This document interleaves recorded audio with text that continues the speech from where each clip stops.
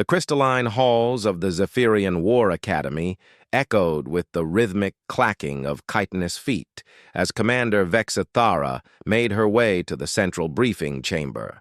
Her 4 arms moved in perfect synchronization, each appendage adorned with the ceremonial battle scarring that marked her as one of the galaxy's most feared warriors. The amber glow from her compound eyes reflected off the polished walls as she reviewed the tactical display floating before her. Today marked a significant moment in galactic history. The Terran species recently discovered on the outer rim of the Milky Way had been scheduled for what the Galactic Council termed a peaceful integration assessment.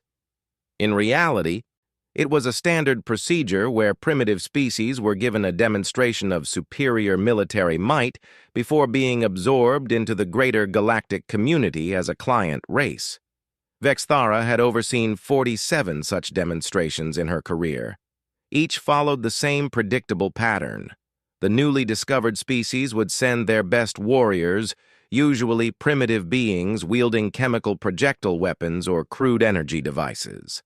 The demonstration would last perhaps 30 minutes before the primitives surrendered, awed by the technological superiority of their galactic neighbors. The briefing chamber filled with the low harmonics of approaching footsteps as other commanders arrived.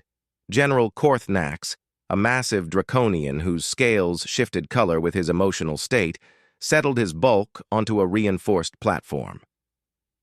His eyes, each the size of a human head, regarded the tactical display with mild interest.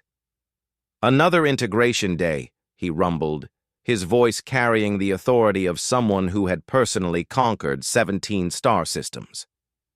"Which backwater world are we enlightening this time?"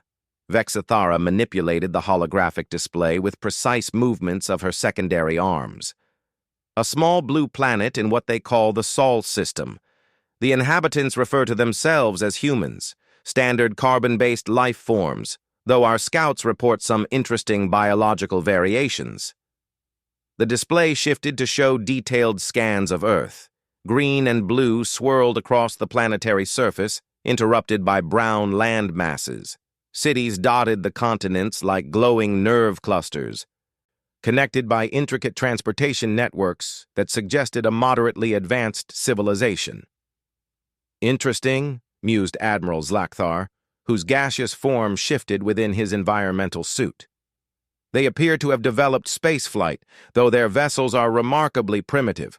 Chemical rockets, nuclear fission reactors, basic electromagnetic propulsion. How quaint." Vexithara zoomed in on various human settlements. "Our analysis indicates they are currently in the early stages of planetary unification. Multiple nation-states, frequent conflicts, resource competition. Classic pre-contact behaviors. They should integrate smoothly once they understand their position in the galactic hierarchy." The strategic assessment data scrolled past in neat columns of alien script. Human population, approximately 8 billion. Military capabilities, fragmented but extensive, with various factions possessing nuclear weapons and conventional forces. Technological development, comparable to most species at first contact, though with some unusual innovations in computing and materials science. "Their delegation should be arriving shortly," Vexithara continued. "Standard protocol applies. We'll demonstrate the futility of resistance through a series of simulated combat scenarios. The humans will deploy their finest warriors and equipment, we'll showcase our superiority, and they'll accept client status within the Galactic Council." General Korthnax's scales shifted to a pleased purple. "I do enjoy these demonstrations. There's something satisfying about watching primitive species realize their place in the cosmic order. It's educational for them and entertaining for us." The chamber's atmospheric processors hummed as they adjusted for the incoming human delegation. According to the environmental readings, humans required a remarkably narrow range of atmospheric conditions to survive. Oxygen-nitrogen atmosphere, moderate pressure, specific temperature ranges. Such biological fragility usually indicated a species that evolved in stable, protected environments. Vexithara pulled up the files on the human delegation. 5 individuals had been selected to represent their species. The profiles made for interesting reading. General Sarah Chen, military strategist from the North American Federation. Colonel James Morrison, Special Forces operative with extensive combat experience.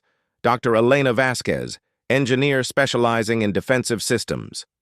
Lieutenant Marcus Thompson, pilot with numerous decorations. Professor David Kim, xenobiologist tasked with documenting first contact.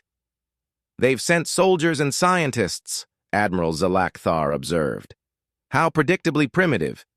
They still view first contact through the lens of potential conflict rather than inevitable submission." The main viewing screen activated, showing the approach of a human vessel. The ship was a study in functional design, lacking the elegant curves and organic flowing lines that marked advanced galactic civilizations. Instead, it presented angles and geometric shapes, with visible technological components mounted externally rather than integrated into the hull structure. "Their spacecraft design philosophy is aggressively utilitarian," Vexithara noted. "No aesthetic considerations, no harmony with natural forces, pure mechanical functionality." The human ship docked with practiced efficiency at the Academy's visitor berth. Automated systems scanned the vessel, confirming that it carried no weapons beyond personal sidearms. The energy signatures matched the expected primitive fusion reactor, and the hull composition showed basic titanium steel alloys reinforced with carbon fiber matrices. Within minutes, the human delegation had disembarked and was being escorted to the briefing chamber by a squad of ceremonial guards. Vexithara activated the internal monitors to observe their guests during the approach. The humans moved with surprising coordination despite their obvious differences in size and build. General Chen, a compact woman with graying hair and alert dark eyes, maintained a steady pace while constantly scanning her surroundings. Colonel Morrison, tall and lean with numerous visible scars, walked with the controlled movements of a professional warrior. Dr. Vasquez moved with the confident stride of someone accustomed to working with dangerous equipment, while Lieutenant Thompson's eyes tracked every detail of the alien architecture.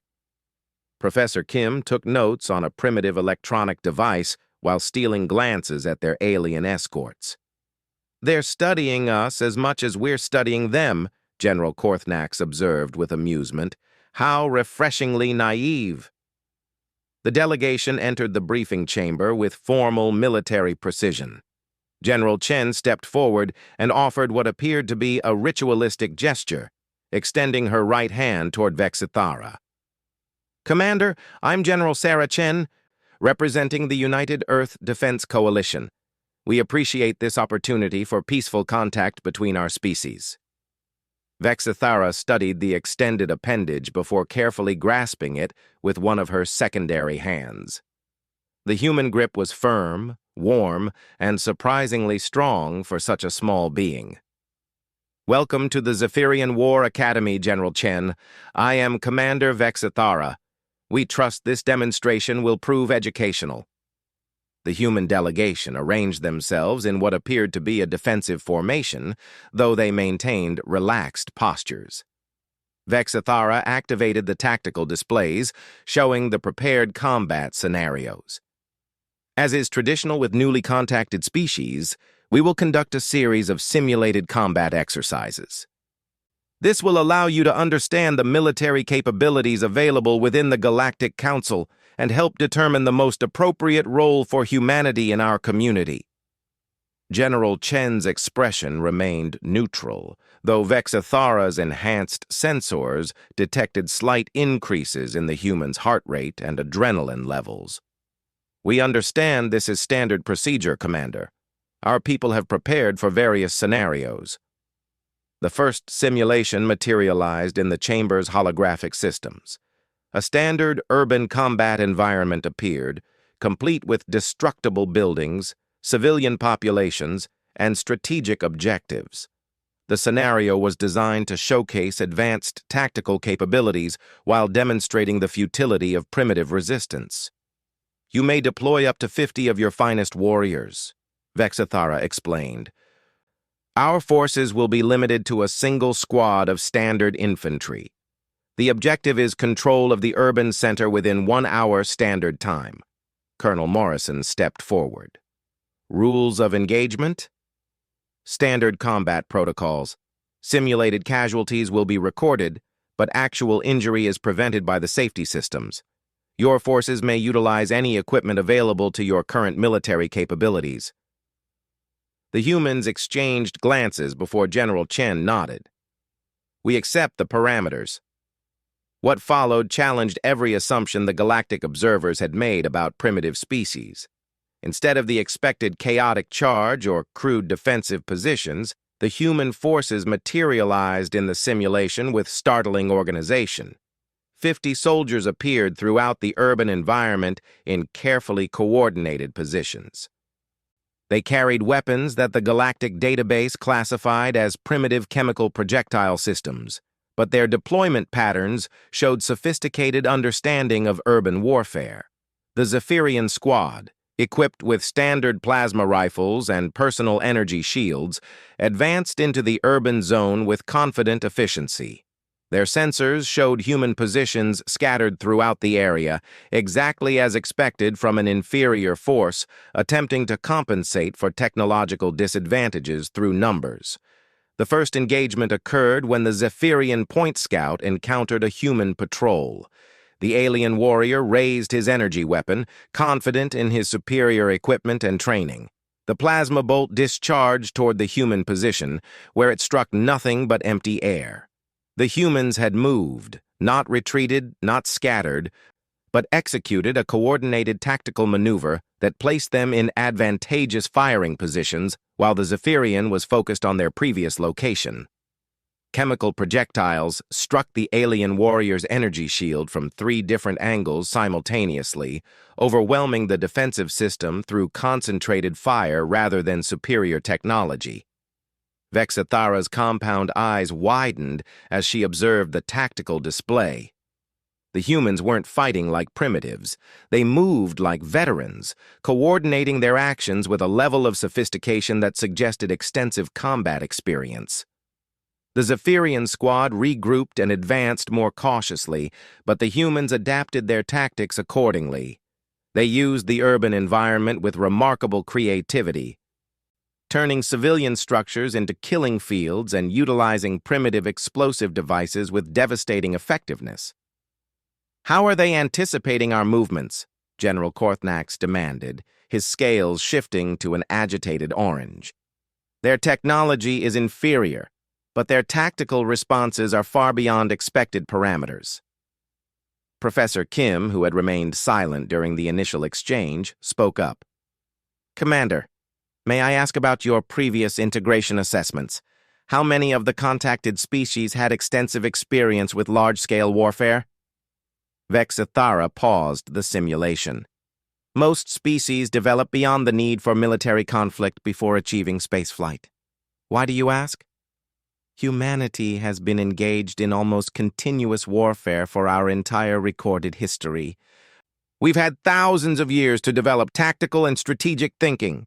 Every human military academy studies conflicts dating back millennia, analyzing successful and failed strategies across every conceivable terrain and situation." The simulation resumed, and the Zephyrian squad found themselves steadily outmaneuvered. The humans employed tactics that seemed to violate conventional military doctrine, using apparent weaknesses as strengths and turning every disadvantage into an opportunity. When the hour concluded, the urban center remained under human control. The Zephyrian squad had been systematically eliminated through superior tactics, despite their technological advantages. Admiral Zalakthar's gaseous form roiled within his environmental suit. "This is unprecedented. No primitive species has ever achieved victory in the integration scenarios." General Chen's expression remained professionally neutral. "Commander, we appreciate the educational opportunity. When would you like to proceed with the next demonstration?" Vexithara stared at the tactical display, her worldview shifting like tectonic plates. These weren't primitives to be easily absorbed into the galactic community. These were warriors who had spent their entire evolutionary history learning to kill each other more efficiently. And they were just getting started. The War Academy's advanced simulation chambers hummed with increased power as Commander Vexithara prepared the second demonstration. The first scenario had shaken the confidence of every galactic observer present, but standard protocol demanded a more comprehensive assessment. If the humans had somehow achieved an unexpected victory through luck or exploitation of specific scenario parameters, the next test would reveal their true limitations. General Korthnax's scales had shifted through a spectrum of colors during the post-scenario analysis, finally settling on a deep crimson that indicated serious concern. Perhaps we underestimated their tactical capabilities, he admitted reluctantly. The next scenario should provide a more accurate assessment. Vexithara activated the holographic controls with sharp, precise movements. Her earlier confidence had evaporated, replaced by professional curiosity and a growing sense of unease. The humans stood in the center of the briefing chamber, maintaining the same relaxed alertness they had displayed throughout the first demonstration. General Chen consulted with her team in low voices, their conversation conducted in their primitive verbal language rather than the more efficient direct neural interface used by advanced species. The second scenario will test your capabilities in space-based combat, Vexithara announced. You will command a small fleet of your current spacecraft design against a single Zephyrian battlecruiser. This will demonstrate the technological gap between your current capabilities and galactic standard military equipment. Dr. Vasquez stepped forward, her engineer's mind clearly analyzing the parameters.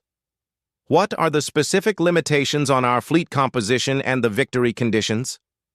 You may deploy up to 12 vessels based on your current technological specifications. The objective is to disable or destroy the battlecruiser within 2 hours. The Zephyrian vessel will be operating under standard engagement protocols with a full crew complement. Lieutenant Thompson, whose pilot training made him the obvious fleet commander for this scenario, studied the tactical displays. Rules of engagement regarding civilian populations or neutral vessels? Admiral Zlakthar's gaseous form swirled with what might have been amusement. There are no civilian populations in deep space combat scenarios, human. This is pure military engagement between your primitive vessels and superior galactic technology. The simulation chamber expanded into a three-dimensional representation of a star system, complete with orbital mechanics, gravitational fields, and realistic space environment conditions. The human fleet materialized at the system's edge, 12 vessels arranged in what appeared to be a standard formation for their technological level. The ships were enlarged versions of the vessel that had brought the delegation to the Academy. Utilitarian design, visible technological components, and the same aggressive functionality that marked human engineering. Each vessel carried chemical rocket propulsion, primitive fusion reactors, and weapon systems based on kinetic projectiles and basic energy weapons. The Zephyrian battlecruiser appeared near the system's central star, a sleek predator of advanced engineering. Its organic curves flowed seamlessly from bow to stern, with integrated weapons systems and energy shields that represented thousands of years of technological development. The vessel's quantum drives provided instantaneous acceleration, while its plasma weaponry could vaporize asteroids from across a star system. Engagement begins now, Vexithara announced. The human fleet immediately dispersed in a pattern that violated conventional space combat doctrine. Instead of maintaining formation for mutual support, the 12 vessels scattered throughout the star system using seemingly random vectors. Several ships headed directly toward the inner planets, while others accelerated toward the outer system's asteroid fields. General Korthnax's scales shifted to puzzled yellow. What tactical doctrine are they following? They're abandoning formation and mutual fire support. The battlecruiser can engage them individually and destroy them piecemeal. The Zephyrian battlecruiser, commanded by the Academy's advanced tactical computer, selected the nearest human vessel and accelerated toward intercept. The alien ship's quantum drives provided overwhelming speed advantage, closing the distance in minutes rather than hours. Plasma bolts lanced across the void toward the human ship, which responded by executing violent evasive maneuvers that should have liquefied any biological crew. The primitive vessel twisted and rolled through three-dimensional space with an agility that seemed impossible for its technological level. How are they achieving those acceleration tolerances? Dr. Vasquez asked quietly. Their inertial compensation systems should be far too primitive for those maneuvers. Professor Kim smiled grimly. Humans have been developing techniques to survive extreme acceleration since we first started flying. Our pilots train extensively to function under conditions that would incapacitate most species. Plus, we've learned to build machines that can take tremendous punishment and keep fighting. The human vessel managed to avoid the first plasma barrage, but the battlecruiser's superior speed and firepower made the outcome inevitable. The second volley struck the human ship's hull, overwhelming its primitive energy shields and causing massive system failures throughout the vessel. But instead of surrendering or attempting to escape, the damaged human ship turned directly toward the battlecruiser and accelerated at maximum velocity. "What is it doing?" Admiral Zlakthar demanded. "The vessel is clearly disabled. Why isn't the crew requesting rescue?" Colonel Morrison's scarred face showed a predator's smile. "Because that ship isn't disabled. It's a missile now." The human vessel struck the battlecruiser's energy shields at tremendous velocity, the kinetic impact sending shockwaves through both ships. The collision damaged the Zephyrian vessel's forward shield generators and disrupted its tactical systems for several crucial seconds. During those seconds, the other 11 human ships executed their real attack plan. The vessels that had scattered to the inner system revealed their purpose as they used planetary gravity wells to achieve slingshot trajectories directly toward the battlecruiser. Each ship had calculated complex orbital mechanics to arrive simultaneously from different vectors, creating a coordinated assault that overwhelmed the alien vessel's targeting systems. The ships that had headed for the asteroid fields emerged with improvised kinetic weapons. Chunks of metallic rock accelerated to tremendous velocities by primitive magnetic launching systems. The asteroids arrived at the battlecruiser's position moments before the slingshot vessels, forcing the alien ship to divide its defensive fire between multiple target types. "Impossible," Vexathera whispered. "They're using the entire star system as a weapons platform. How did they calculate the orbital mechanics so precisely with primitive computers?" General Chen answered without taking her eyes from the tactical display. "Humans have been calculating orbital trajectories for centuries. We've sent probes to every planet in our system and several moons. Navigation in three-dimensional space under gravitational influences is basic mathematics for us." The battlecruiser's advanced tactical systems struggled to prioritize targets as human ships, asteroids, and debris converged from all directions. The alien vessel's superior technology allowed it to destroy most of the incoming threats, but the sheer volume of coordinated attacks overwhelmed its defensive capabilities. 3 human ships survived to execute close-range attacks on the now-damaged battlecruiser. Their primitive kinetic weapons and chemical explosives proved devastatingly effective against specific subsystems. Instead of attempting to destroy the entire vessel, the humans targeted critical components: power distribution nodes, sensor arrays, and weapons control systems. The battlecruiser found itself effectively blinded and disarmed, drifting powerless in the void while the surviving human vessels maintained weapons lock from multiple angles. The simulation concluded with the Zephyrian vessel's surrender after 1 hour and 37 minutes. The briefing chamber fell silent except for the ambient hum of atmospheric processors. The galactic observers stared at the tactical displays, trying to process what they had witnessed. A primitive species, using inferior technology, had defeated one of the galaxy's most advanced warships through superior tactics and ruthless determination. "They sacrificed their own ships," Admiral Zlakthar said finally.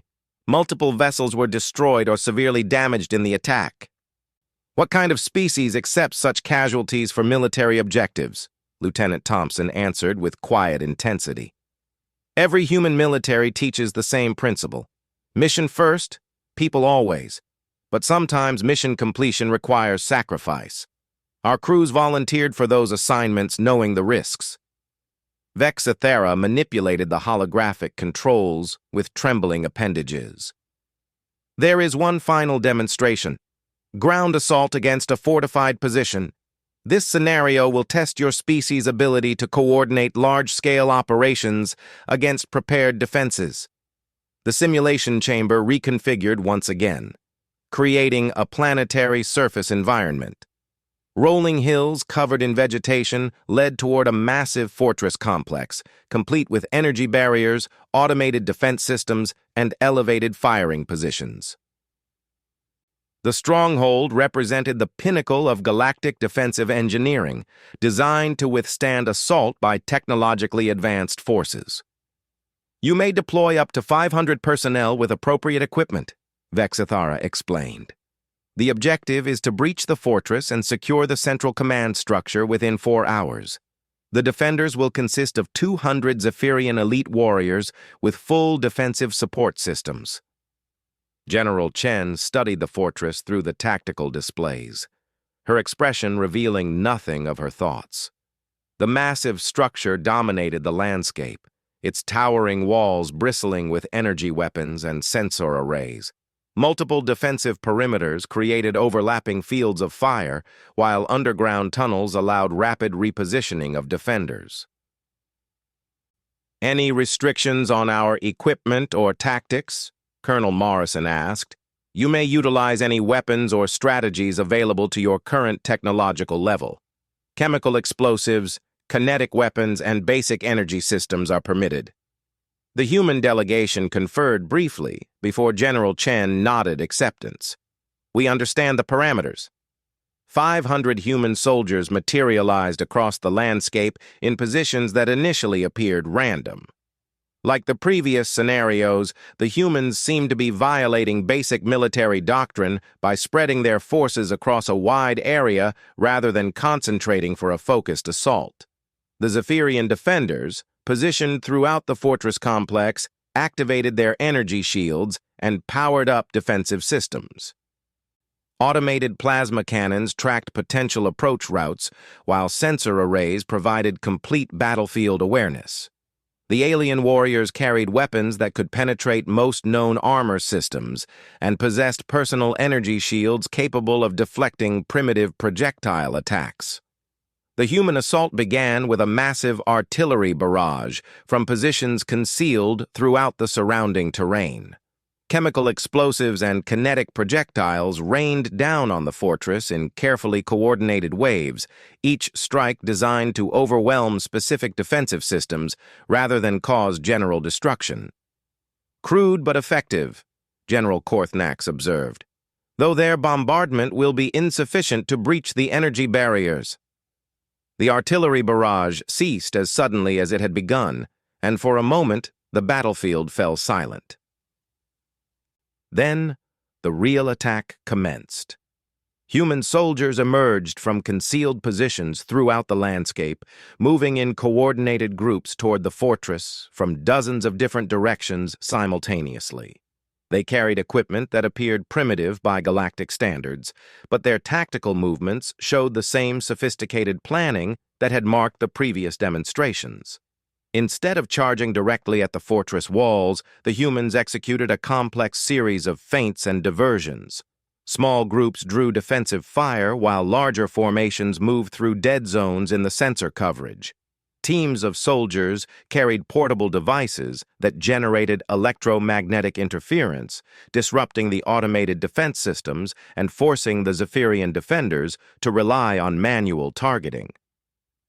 The fortress's energy barriers flickered and failed as human engineer teams detonated precisely placed charges at the power distribution nodes identified during the artillery bombardment. The defensive perimeters, designed to channel attackers into kill zones, became liability as the humans demonstrated their ability to scale, tunnel under, or blast through any obstacle in their path. Zephyrian elite warriors found themselves facing opponents who fought with a combination of technological capability and primitive savagery that defied classification. Humans equipped with chemical projectile weapons managed to overwhelm energy shields through concentrated fire, while teams with simple explosive devices disabled advanced defensive positions through suicidal courage.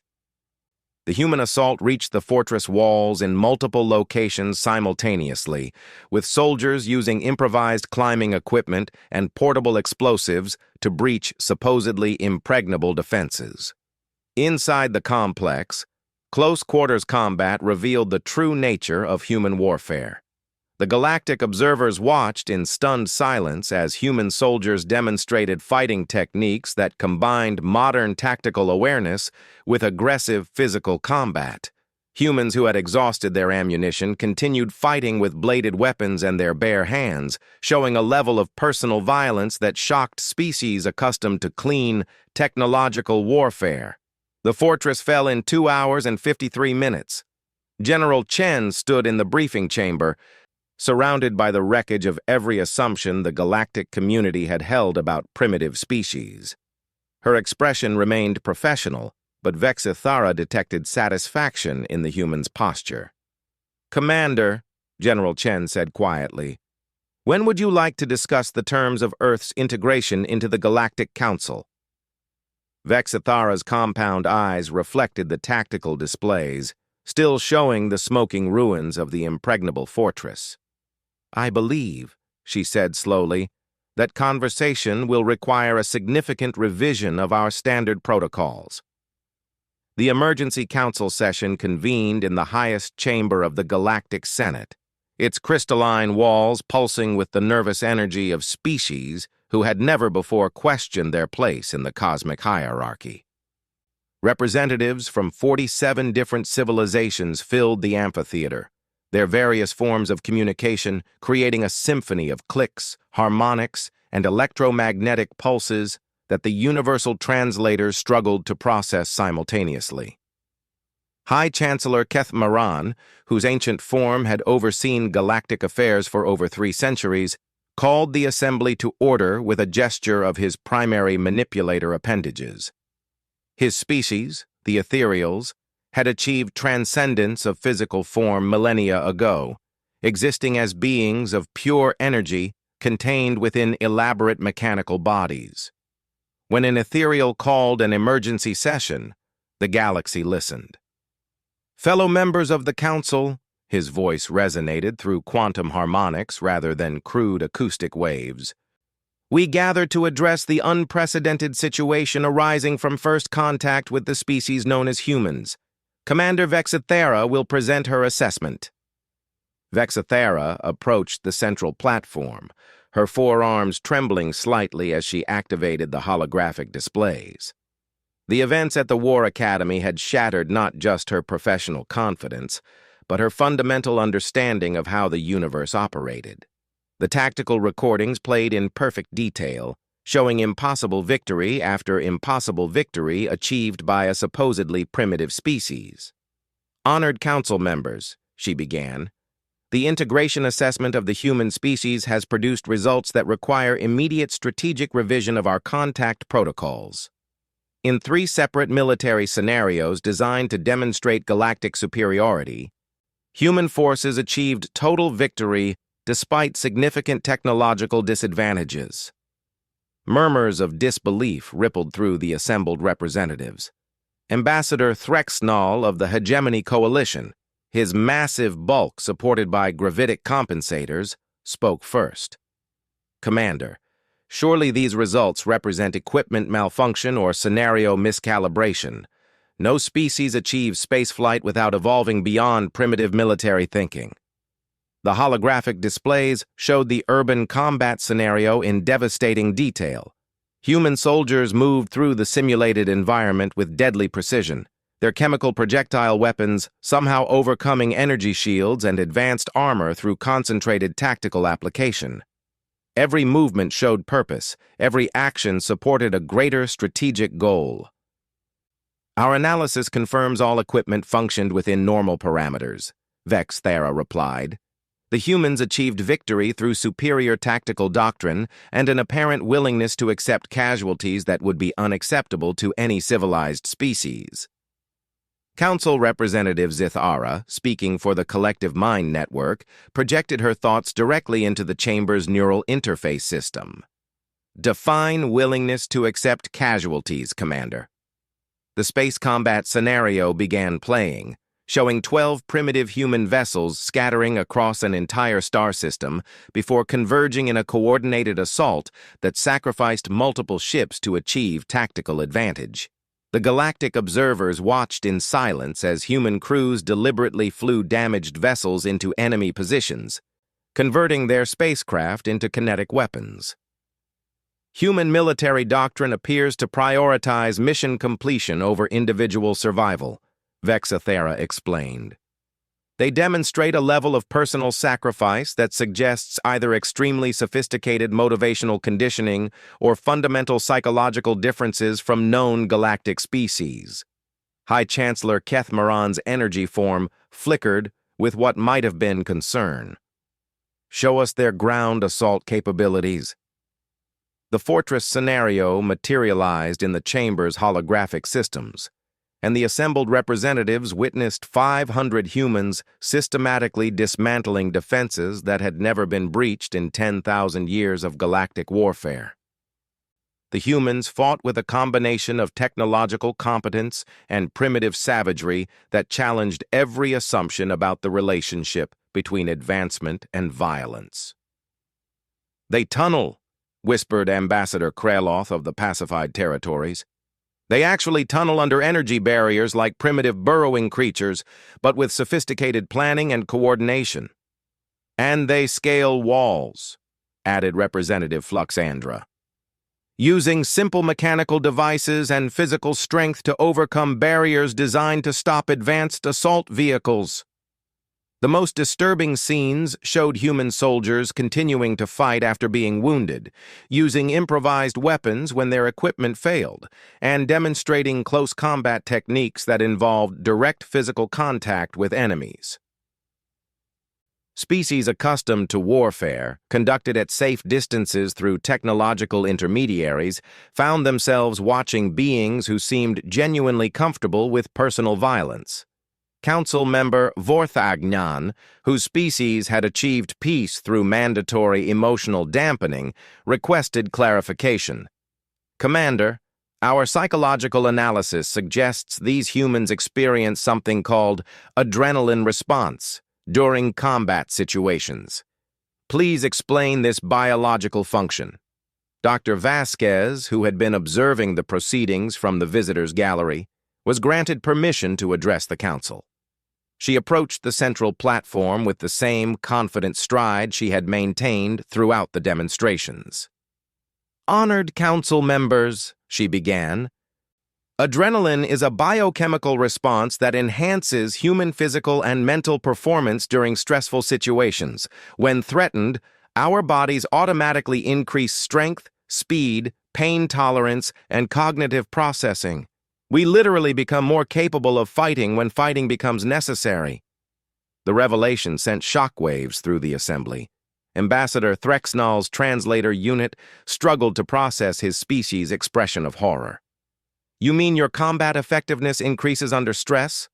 Most civilized species experience decreased performance when facing danger." "That's correct," Dr. Vasquez confirmed. "Humans evolved as persistence hunters and tribal warriors. Our biology is optimized for extended conflict situations. Fear makes us stronger, not weaker." Professor Kim joined Dr. Vasquez on the platform, carrying his primitive electronic device loaded with historical documentation. If I may address the Council, our species' relationship with warfare extends throughout our evolutionary history. We have records of continuous military conflict dating back over 5,000 years, with technological innovation driven primarily by military necessity. The holographic displays shifted to show human historical data. Images of ancient warriors wielding bronze weapons gave way to medieval knights in armor, then to modern soldiers carrying chemical projectile rifles. The progression showed consistent technological advancement, but the underlying human capacity for organized violence remained constant. We estimate that over 90% of human technological development has been motivated by military applications, Professor Kim continued. Our computers, our rocket technology, our materials science, even our medical advances stem from research conducted to enhance combat effectiveness. General Chen rose from the visitors section and approached the platform. The assembled galactic representatives had granted the human delegation full diplomatic recognition after witnessing their military capabilities, an unprecedented decision that reflected their growing respect for Earth's potential. Honored Council, General Chen began, I believe there has been a fundamental misunderstanding about the nature of humanity's integration into the galactic community. We did not come here seeking protection or guidance from more advanced civilizations. We came here as equals, offering our capabilities in service of mutual cooperation. High Chancellor Keth Moran's energy form pulsed with increasing intensity. General Chen, please clarify your species' intentions regarding galactic membership. Humans seek partnership, not client status, General Chen replied. We offer our military expertise, our technological innovation, and our scientific knowledge in exchange for access to galactic trade, cultural exchange, and joint exploration opportunities. We propose alliance, not absorption. The chamber erupted in dozens of different forms of communication as representatives struggled to process this departure from 10,000 years of galactic expansion protocol. Never before had a newly contacted species possessed the confidence to negotiate from a position of strength. Ambassador Threxnal's massive form shifted on his platform. General Chen, you speak of military expertise, but surely you understand that galactic civilization has evolved beyond the need for primitive warfare. We maintain defense forces primarily for exploration and emergency response. Colonel Morrison stepped forward, his scarred features reflecting years of combat experience. With respect, Ambassador, our analysis of galactic history suggests otherwise. We've identified 17 major conflicts within the past millennium, involving species that supposedly achieved post-warfare civilization centuries ago. The tactical displays shifted to show stellar maps highlighting areas of recent galactic conflict. Morrison's primitive electronic device interfaced seamlessly with the advanced holographic systems, displaying information that sent ripples of surprise through the assembled representatives. The Hegemony Coalition's expansion into Sector 7, the ethereal intervention in the Keth Moran uprising, the collective mind's forcible integration of 12 non-compliant species. You call these peacekeeping operations, but they represent military action on scales that dwarf most human conflicts. High Chancellor Keth Moran's energy form dimmed slightly. Colonel Morrison, those operations were conducted under strict ethical guidelines to minimize casualties and ensure rapid conflict resolution. Honored Chancellor, Colonel Morrison replied.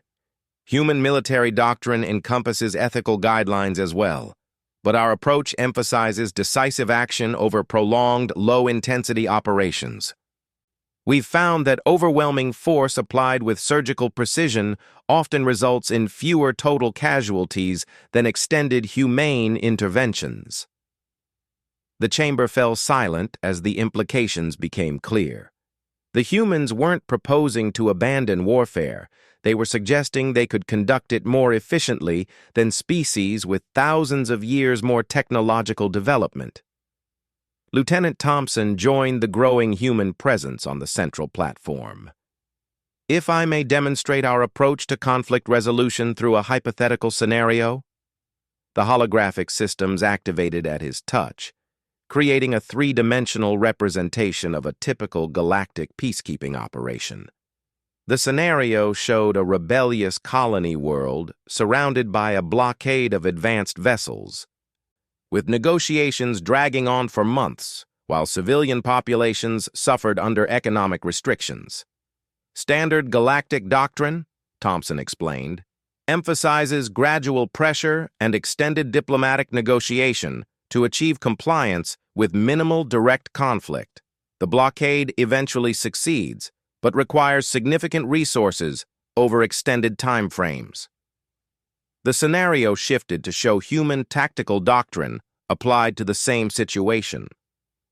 Instead of a blockade, the display showed a rapid deployment of overwhelming force directly to strategic locations on the planetary surface, followed by surgical strikes against military and governmental targets, while civilian infrastructure remained untouched.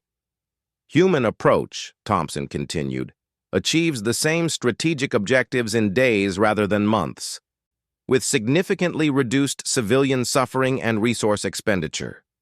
The key difference is our willingness to accept direct confrontation rather than attempting to avoid it. The assembled representatives process this information with growing comprehension. The humans weren't more primitive. They were more efficient at something the galactic community preferred not to acknowledge it needed to do.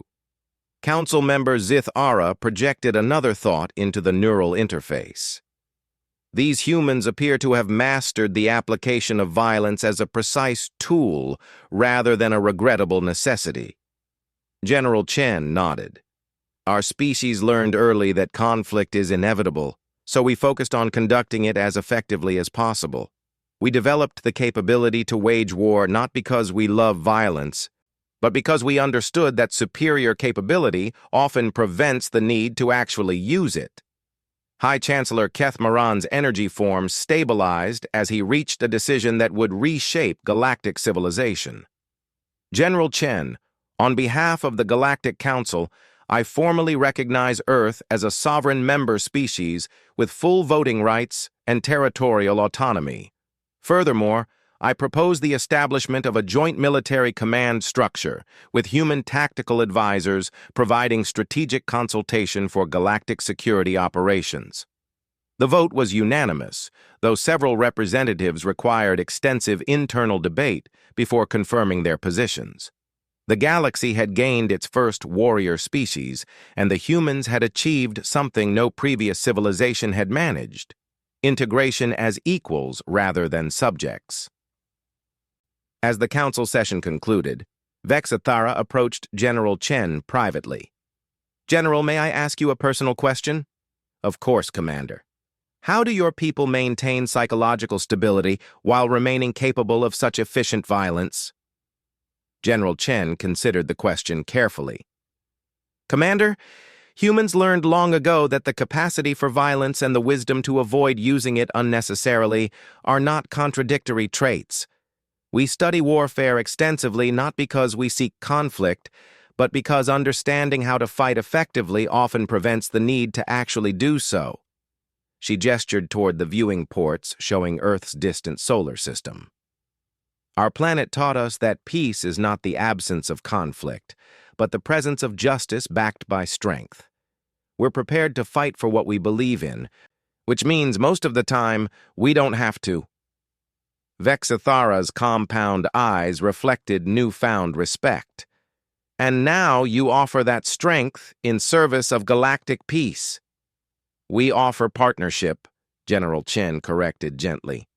"We'll stand with our allies against any threat, whether it comes from outside the galaxy or from within.